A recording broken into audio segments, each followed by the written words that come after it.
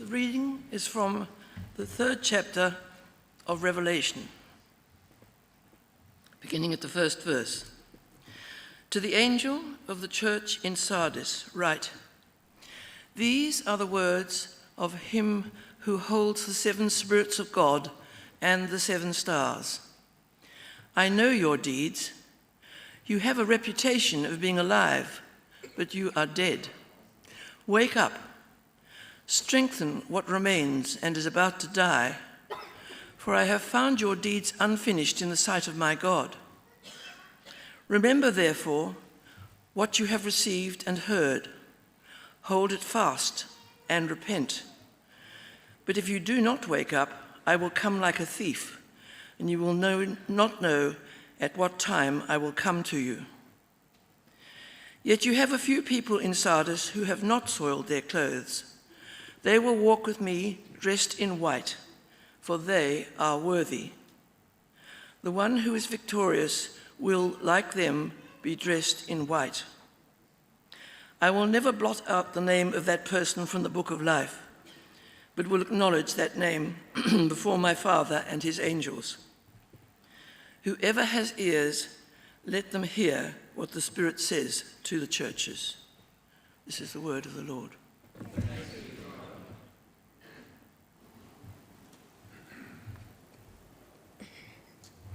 Good morning, everyone. My name is Amy. If I haven't met you before, very special welcome to church this morning. I wanted to start today with thinking about friendships and the amazing and wonderful friendships that we have across our lives. And they take quite a bit of effort, I've learned, to maintain a good friendship, don't they? I've moved all sorts of places in Australia away from the friends that I grew up with, and some of them I've kept, some of them I haven't, some of them are new, but all of them that I have take effort. There's time to invest in them, time to listen, time to spend with them in person, or seeing their face on like FaceTime or something like that. All my family, if you don't know, my family all live in New South Wales. So one of those pictures is with my sister up in Sydney at a family wedding a few weeks ago. But even a friendship with my sister, that takes effort. It doesn't just happen. I have to pick up the phone and call her, and if she doesn't pick up, then I expect her to ring at some point that day, and vice versa. If she wants to hang out, then she's got to make a bit of an effort as well. There's like reciprocal stuff going on as well. And then there's the quality time and fun times that you can spend with friends.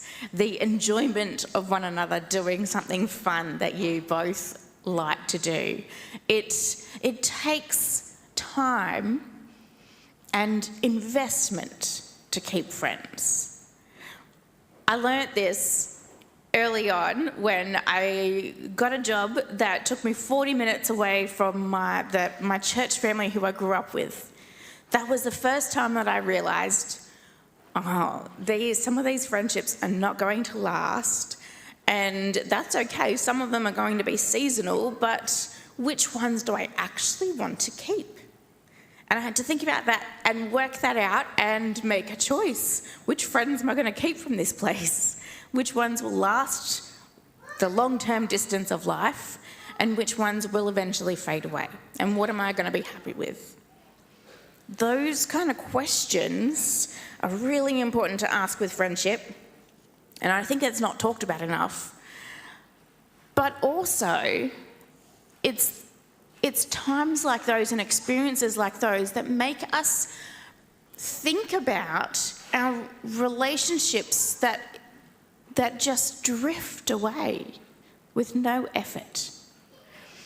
The people, if you think about the people you used to know, who you used to be friends with, what happened that meant a distance grew in between you.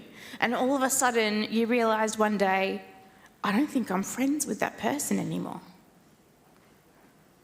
What happened that led to that distance growing?